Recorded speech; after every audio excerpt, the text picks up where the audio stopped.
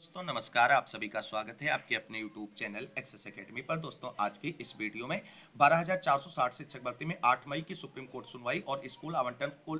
लेकर के महत्वपूर्ण अपडेट निकलकर सामने आ रही, जो आप सभी के साथ इस वीडियो के माध्यम से डिस्कस करने वाले हैं और इससे जुड़े सभी पॉइंट को क्लियर करेंगे जो सोशल मीडिया पर तेजी से वायरल हो रहे हैं और चयनितों को परेशान करके रखे हुए हैं। वहीं 72,825 शिक्षक भर्ती में 12,091 की लिस्ट पर डीबी में रिजर्व आर्डर डिलीवर को लेकर के अच्छी खबर निकलकर सामने आ रही है और इसके साथ साथ आर्डर आने के बाद 12,091 की लिस्ट में शामिल अभ्यर्थियों की नियुक्ति के बाद ब्रिज कोर्स को लेकर के महत्वपूर्ण जानकारी डिस्कस करेंगे। तो आप सभी से निवेदन है वीडियो को बिना स्किप किए हुए अंत तक देखें, जिससे वीडियो में शेयर की गई सारी जानकारी को आप आसानी से समझ सकें। वीडियो में आगे बढ़ने से पहले छोटी सी रिक्वेस्ट है कि प्लीज वीडियो को लाइक करें, दोस्तों में शेयर करें। जितने भाई बहन चैनल पर पहली बार विजिट करें प्लीज चैनल को सब्सक्राइब करके बेल आइकन जरूर दबाएं आगे की लेटेस्ट अपडेट पाने के लिए। तो आइए साथियों शुरू करते हैं आज का ये वीडियो और बात करते हैं 12,460 शिक्षक भर्ती में स्कूल आवंटन और सुप्रीम कोर्ट सुनवाई से जुड़ी हुई महत्वपूर्ण अपडेट के बारे में। दोस्तों आप सभी लोग अवगत हैं कि 12,460 शिक्षक भर्ती में स्कूल आवंटन संबंधी कोई भी प्रक्रिया सुप्रीम कोर्ट के डायरेक्शन के बाद ही आगे बढ़ेगी। इसलिए आप सभी लोगों ने देखा है जो अभी तक ये कह रहे थे कि स्कूल आवंटन की कार्रवाई आगे बढ़ाने के लिए सरकार और विभाग पूरी तरीके से प्रयास कर रही है और वही करा लेगी, लेकिन अब वो भी जो है मैदानी जंग कूद पड़े हैं भर्ती को सुप्रीम कोर्ट से शर्ट आउट कराने के लिए। और वो भी आप सभी को बता दें आईए डालकर अभ्यर्थियों से आर्थिक सहयोग ले रहे हैं। लेकिन आप सभी साथियों को बता दें कि इतनी टीमें बन गई हैं कि चयनित अभ्यर्थी ये सही डिसीजन नहीं ले पा रहे हैं कि किस टीम को आर्थिक सहयोग किया जाए किसको नहीं किया जाए। यहाँ पर आप सभी लोगों को बता दें आप सभी लोग बिल्कुल स्वतंत्र हैं, आपको जिस टीम पर भरोसा है और जिस टीम से आपको उम्मीदें हैं उस टीम को आप सपोर्ट करिए। लेकिन एक बात ये ध्यान रखिए कि 8 मई सुनवाई के लिए सुप्रीम कोर्ट में प्राइवेट काउंसलर होना बहुत ही मस्ट हो चुका है आज की डेट में, क्योंकि आप सभी की ढीला ढवाली और सरकार के इंतजार में आपने 3 डेटें ऐसी गवा दी हैं जहां पर आप सभी लोगों के लिए बहुत सारी चीजें अच्छी हो सकती थी। तो इस बार कम से कम 2 मोस्ट सीनियर अधिवक्ता सुप्रीम कोर्ट में सुनवाई के लिए प्राइवेट रूप में होने चाहिए और सरकार और विभाग से मिलकर के भी जो है आगे प्रयास करना चाहिए, जैसे ऐश्वर्या भाटी मैम पिछली सुनवाई की तरह गायब ना हो 8 मई की सुनवाई पर। क्योंकि दोस्तों अब आप सभी को बता दें स्कूल आवंटन का डायरेक्शन प्राप्त करने के लिए आप अपने प्राइवेट काउंसलर सुप्रीम कोर्ट में खड़े कर देंगे, टॉप मोस्ट सीनियर अधिवक्ताओं को खड़ा कर देंगे। लेकिन आप सभी लोग जानते हैं स्कूल आवंटन का आदेश जो है केवल और केवल एक ही विकल्प आपके पास है जिस पर आप स्कूल आवंटन का आदेश सुप्रीम कोर्ट से 8 मई की सुनवाई में प्राप्त कर सकते हैं और वो है सरकार की आर्डर मॉडिफिकेशन एप्लीकेशन। आप सभी लोग जानते हैं कि अर्चना राय की याचिका पर काउंटर एफिडेविट सरकार की तरफ से सबमिट कर दिया गया है और चयनितों के स्कूल आवंटन को लेकर के आर्डर मॉडिफिकेशन भी एप्लीकेशन जो है सुप्रीम कोर्ट में मूव ऑन है, जिस पर अभी सरकार को अपना पक्ष बाकी है। तो इसलिए 8 मई सिर्फ और सिर्फ एक रास्ता है, अगर सरकार को आर्डर मॉडिफिकेशन एप्लीकेशन पर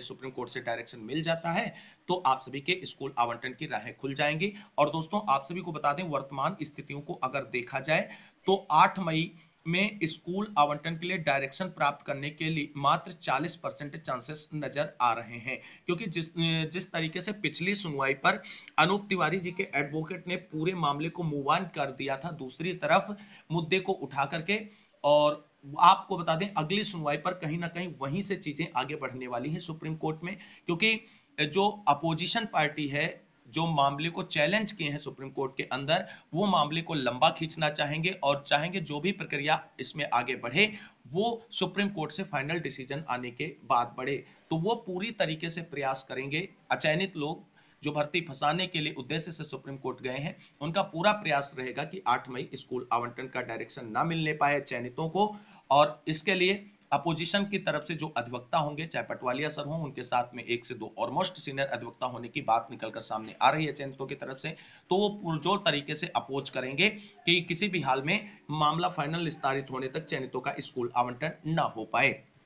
लेकिन दोस्तों अगर सरकार की तरफ से अपनी चीजों को सही प्रूव कर दिया गया कोर्ट के अंदर 8 मई में उनके अधिवक्ता की तरफ से और ऊपर से आपके मोस्ट सीनियर अधिवक्ता जो खड़े होंगे स्कूल आवंटन को लेकर के उनकी तरफ से भी सपोर्ट कर दिया गया सरकारी पक्ष को, तो चीजें आसान हो सकती हैं और स्कूल आवंटन का डायरेक्शन मिल सकता है। लेकिन दोस्तों इसके केवल और केवल 40% चांसेस हैं। 60% चांसेस दोस्तों अब जो बन रहे हैं वो ये है कि 8 मई से आप सभी मामले को निस्तारित सुनवाई के लिए रखा जाएगा कोर्ट में, और मामला फाइनल सुनवाई के बाद ही इसमें जो आदेश आएगा उस पर कार्रवाई सुनिश्चित की जाएगी। तो ये चीजें दोस्तों जो आज की वर्तमान स्थितियों को देखते हुए नजर आ रही हैं, उसके बिहाफ पर हम आप सभी के साथ डिस्कस कर रहे हैं। यानी अभी भी आप सभी के पास एक मौका है 8 मई को स्कूल आवंटन का डायरेक्शन कराने का, लेकिन अगर इस डेट में आप चूके तो केवल और केवल मामला फाइनल निस्तारित होने के बाद ही आप सभी का स्कूल आवंटन या जो भी आदेश आएगा उस पर प्रक्रिया आगे बढ़ाई जाएगी। तो कुल मिलाकर के ये चीजें क्लियर हो गई हैं कि 8 मई को चूकना ही आप सभी लोगों के लिए बहुत बड़ा नुकसानदायक हो सकता है, और इसके बाद आप सभी को बता दें फिर मामला अगस्त सितंबर तक जो है फाइनल निस्तारित होकर के ही आगे बढ़ेगा। ये चीजें बिल्कुल क्लियर होंगी। तो कुल मिलाकर के स्कूल आवंटन के लिए अभी भी आपके रास्ते पूरी तरीके से बंद नहीं है। आप मेहनत और प्रयास करेंगे, सरकारी अधिवक्ता के साथ मिलकर के प्रयास करेंगे, तो चीजें 8 मई को स्कूल आवंटन के लिए आसान हो सकती हैं, अन्यथा चीजें फाइनल डिसाइड होने के बाद ही आगे बढ़ेंगी। अब दोस्तों सोशल मीडिया पर एक चीज बहुत तेजी से वायरल हो रही है कि उमेश चंद्र की 85-36 याचिका अगर कोर्ट से जीतती है तो रूल निरस्त होगा, और ऐसे में 51 जनपद के जो अभ्यर्थी हैं उनका नुकसान होगा और स्टेट मेरिट लागू कर दी जाएगी। दोस्तों ऐसा कुछ भी नहीं होने वाला है। अगर उमेश चंद्र की याचिका जीतती है सुप्रीम कोर्ट से, जिसमें रूल को चैलेंज किया गया है, तो इससे आप सभी को बता दें 0 जनपद के जो अभ्यर्थी हैं उनका पार्टिसिपेशन सुनिश्चित होगा, ना कि स्टेट मेरिट लागू होगी। दोस्तों स्टेट मेरिट लागू होने के चांसेस बहुत कम है, क्योंकि आप जानते हैं 12,460 शिक्षक भर्ती में आधे पदों पर भर्ती प्रक्रिया पूरी की जा चुकी है और आधे पद जो 6470 हैं उन पर भर्ती प्रक्रिया जो है वो पूरी करनी है। तो ऐसे में एक भर्ती में 2 रूल नहीं लागू किए जा सकते हैं, और इसलिए आप सभी को बता दें उमेश चंद्र की याचिका जीतने के बाद केवल और केवल जो है 0 का पार्टिसिपेशन बिल्कुल सुरक्षित हो जाएगा, और फिर चीजें आगे जो है वो बहुत ही आसान हो जाएंगी 0 जनपद के चयनित अभ्यर्थियों के लिए। अब आप सभी को बता दें कि 0 जनपद की तरफ से जो उमेश चंद्र की याचिका सुप्रीम कोर्ट में फाइल है, उस याचिका से 51 जनपद के अभ्यर्थियों का नुकसान होगा या नहीं होगा। तो आप सभी को बता दें उमेश चंद्र की याचिका से 51 जनपद के अभ्यर्थियों का नुकसान बिल्कुल भी नहीं होगा, क्योंकि 51 जनपद के चाहे आपको बता दें फर्स्ट काउंसलिंग में चयनित हो या सेकंड काउंसलिंग में चयनित हो, उनका चयन सुनिश्चित हो चुका है और उनका अब किसी भी तरीके से इस याचिका से नुकसान नहीं होने वाला है। वहीं आप सभी को बता दें कि थर्ड काउंसलिंग पर लग सकता है सुप्रीम कोर्ट से झटका। क्या है बड़ी खबर? दोस्तों आप सभी को बता दें अचयनितों की तरफ से जिस तरीके से प्रयास किया जा रहा है उस तरीके से चीजें अगर देखने का प्रयास किया जाए तो जो रिक्त पद बचे हैं सेकंड काउंसलिंग कराने के बाद 650 पदों के समथिंग, उन पर जो है थर्ड काउंसलिंग की राहें सुप्रीम कोर्ट से आदेश आने के बाद आसान हो सकती हैं। लेकिन अचयनितों का एक बड़ा प्लान जो है वो तैयार कर लिया गया है, और ऐसे में जो थर्ड काउंसलिंग का इंतजार कर रहे हैं और अचयनितों के साथ मिले हुए हैं उनको भी कहीं ना कहीं बड़ा झटका सुप्रीम कोर्ट से लग सकता है। क्योंकि आप सभी को बता दें जिस तरीके से भर्ती प्रक्रिया आगे बढ़ाई गई है, कहीं ना कहीं अचयनित आशंकित है कि सुप्रीम कोर्ट से जो है वो चयनितों के फेवर में डिसीजन आ जाएगा, और इसको लेकर के आप सभी को बता दें अचयनितों की तरफ से याची बनाने की प्रक्रिया बड़ी मात्रा में शुरू कर दी गई है, और उनको लग रहा है अगर हमें second counselling open to all रद्द कराने या जिला वरीयता लागू कराने पर सफलता नहीं मिलती है तो रिक्त पदों पर हम सुप्रीम कोर्ट में याची लाभ का जो है प्रे करेंगे और याची लाभ वहां से ले लेंगे। अगर आपको बता दें अचयनितों को जिला वरीयता या second counselling open to all रद्द कराने में सुप्रीम कोर्ट से सफलता नहीं मिलती है तो वो याची लाभ के लिए सुप्रीम कोर्ट में गिड़गिड़ाएंगे, और इस तरीके से सुप्रीम कोर्ट में रिक्त पदों पर याची लाभ की संभावना बन सकती है, और ऐसे में जो थर्ड काउंसलिंग का इंतजार कर रहे हैं उन अभ्यर्थियों को सुप्रीम कोर्ट से झटका लग सकता है दोस्तों। हालांकि ये चीजें आप सभी को बता दें अचयनितों के दिमाग में इस तरीके से पॉइंट चल रहे हैं, और वो इसी को लेकर के जो है कहीं ना कहीं 3-3 हजार रुपए लेकर के याची बनाने की प्रक्रिया जो है आगे बढ़ाए हुए हैं। कुल मिलाकर के जिस तरीके से चयनितों की तरफ से आईए डालकर चयनित अभ्यर्थियों को लूटा जा रहा है, उसी तरीके से अचयनितों की तरफ से याची बना करके भी अचयनितों को लूटा जा रहा है सुप्रीम कोर्ट के नाम से। तो सभी को बहुत ही समझदारी से उचित फैसला लेना होगा। दोस्तों आप सभी को बता दें आज हम सोशल मीडिया पे या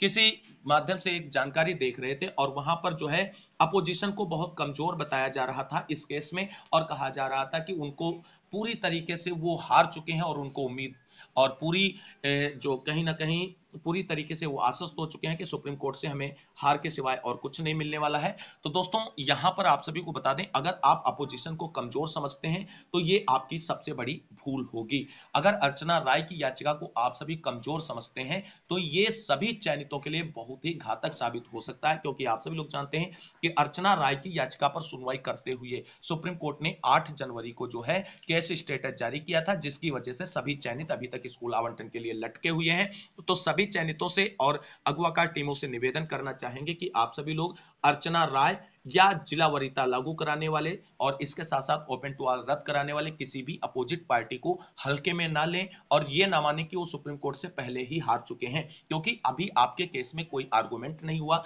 कोई बहस नहीं हुई है। तो आप कैसे कह सकते हैं कि अचयनितों का पक्ष पूरी तरीके से कमजोर है और वो सुप्रीम कोर्ट से ऑलरेडी हार चुके हैं। और इसलिए आप ओवर कॉन्फिडेंस में आकर के कोई भी लापरवाही ना बरतें और सभी अपोजिशन पार्टीज को बहुत ही मजबूती से टैकल करने का प्रयत्न करें और उसके लिए जो भी प्रयास हो सकता है वो करें। आप जिस तरीके से मोस्ट सीनियर अधिवक्ताओं को उतारने की बात कर रहे हैं वो बहुत ही अच्छा और बेहतर हो सकता है आप सभी के लिए, क्योंकि आपको बता दें पटवालिया सर पूरी तरीके से अपोज करने वाले हैं अगली सुनवाई में आप सभी के प्रस्ताव का और स्कूल आवंटन डायरेक्शन का। इसलिए अगर आप सभी लोग मीनाक्षी अरोड़ा में या इसके साथ साथ कपिल सिब्बल सर या कोई और मोस्ट सीनियर अधिवक्ता लेकर के जाते हैं तो वो आपके बेहतरी के लिए ही होगा, क्योंकि जिस तरीके से चीजें आपको आसान करके बता दी जाती हैं, अपोजिशन इतना कमजोर है, ये है वो है। अगर अपोजिशन इतना कमजोर था तो उसने 8 जनवरी को स्टेटस क्यों कैसे ले लिया, तो ये चीजें समझनी होंगी और अपोजिशन को कमजोर समझने की भूल हमको नहीं करनी है। अगर भूल करेंगे तो इसका खामियाजा लंबा भुगतना पड़ेगा और आगे का परिणाम बहुत ही विपरीत हो सकता है सभी चयनितों के लिए। तो ये जो चीजें हैं इसको बड़ा होशियारी से आप सभी को कोर्ट के अंदर टैकल करने का प्रयास करना होगा। अब दोस्तों 12,460 शिक्षक भर्ती से जुड़ी हुई जो भी महत्वपूर्ण पॉइंट या सोशल मीडिया पर चीजें निकलकर सामने आ रही थी वो हमने डिस्कस कर दी हैं। फिलहाल एक और महत्वपूर्ण जानकारी यहाँ पर डिस्कस करेंगे आप सभी के साथ।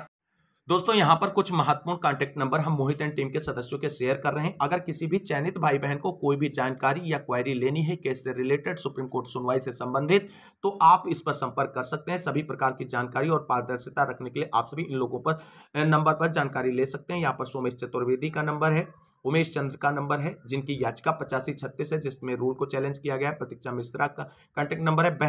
बहनों के नंबर पर कांटेक्ट करके संपर्क करके अपने डाउट को सॉर्ट आउट कर सकती हैं। आप सहयोग किसी भी टीम का करें, लेकिन अगर आपकी कोई क्वेरी या कोई क्वेश्चन या कोई जानकारी है तो आप इस कांटेक्ट नंबर पर संपर्क करके प्राप्त कर सकते हैं। सभी के लिए ये सुविधाएं हैं और कोई भी जानकारी अगर हो तो आप यहां से ले सकते हैं इन कांटेक्ट नंबर से। तो कुल मिलाकर के 12,460 शिक्षक भर्ती से जुड़ी महत्वपूर्ण अपडेट के बाद मूव करेंगे 72,825 शिक्षक भर्ती से जुड़ी हुई बड़ी अपडेट की ओर। दोस्तों जैसा कि आप सभी लोग जानते हैं 72,825 शिक्षक भर्ती में 12,091 की लिस्ट पर डीबी में जो फाइनल सुनवाई के बाद आर्डर रिजर्व हुआ था 13 मार्च को, उसे रिजर्व हुए 1 महीने का समय हो चुका है और अब अभ्यर्थियों का कहीं ना कहीं इंतजार का जो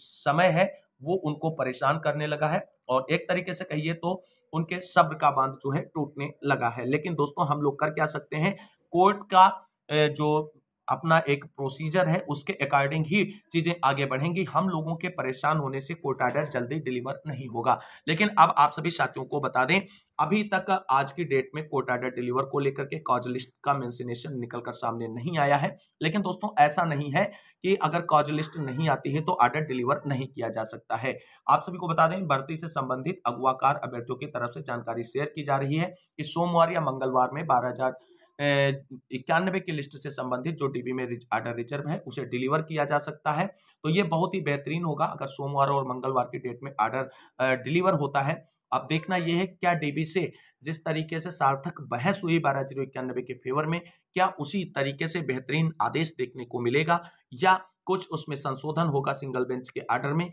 जो भी चीजें होंगी वो ऑर्डर आने के बाद क्लियर होंगी। तो अगर सोमवार और मंगलवार में ऑर्डर आने की डेट जो अभ्यर्थियों की तरफ से शेयर की जा रही है अगवाकार अभ्यर्थियों टीमों की तरफ से, उनमें सच्चाई है तो ये बहुत ही बेहतरीन है और बहुत ही अच्छा होगा अगर ऑर्डर का इंतजार कर रहे अभ्यर्थियों का इंतजार बहुत जल्द समाप्त हो जाए। उसके बाद बात कर लेते हैं क्या 12,091 के लिस्ट पर ऑर्डर आने के बाद, नियुक्ति प्रक्रिया के बाद 12,091 के अभ्यर्थियों को भी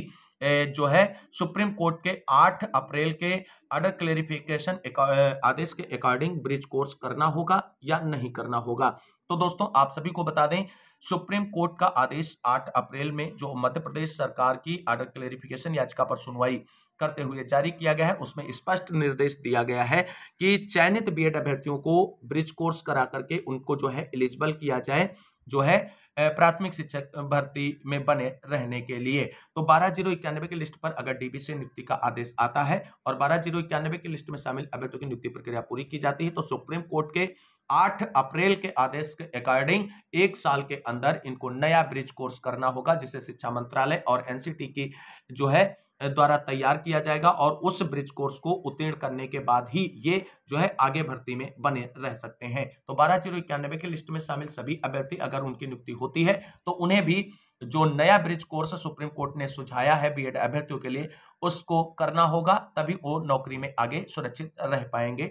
ये बिल्कुल कंफर्म और क्लियर जानकारी है। तो कुल मिलाकर के पहले आपकी नियुक्ति हो और उसके बाद आप सभी को ब्रिज कोर्स करना पड़ेगा, ये कंफर्म है। आपकी भर्ती 2011 की हो या 2016 की हो, अगर आप बीएड हैं और प्राथमिक शिक्षक भर्ती में अध्यापक बनने जा रहे हैं तो आपको ब्रिज कोर्स करना ही पड़ेगा। तो कुल मिलाकर के 72,425 शिक्षक भर्ती में 12,091 की लिस्ट पर जो भी ऑर्डर रिजर्व है डीबी में, उसका इंतजार बहुत जल्द समाप्त होने वाला है और उम्मीद करेंगे कि लिस्ट में शामिल सभी अभ्यर्थियों की नियुक्ति प्रक्रिया पर जो है फिर से डीबी से भी मुहर लग जाए और चयनितों का इस जो है कल्याण हो जाए और सरकार जो है लोकसभा चुनाव के बाद नियुक्ति प्रक्रिया पूरी कर दे और सभी अभ्यर्थियों का संघर्ष जो इतना लंबा रहा है वो समाप्त हो और सभी की नियुक्ति प्रक्रिया पूरी की जाए। तो आज की इस वीडियो में बस इतना ही। इस वीडियो को अंत तक देखने के लिए सभी साथियों को तहे दिल से शुक्रिया, बहुत बहुत धन्यवाद। मिलते हैं अगली वीडियो में, तब तक के लिए सभी साथियों को जय हिंद, जय भारत, वंदे मातरम।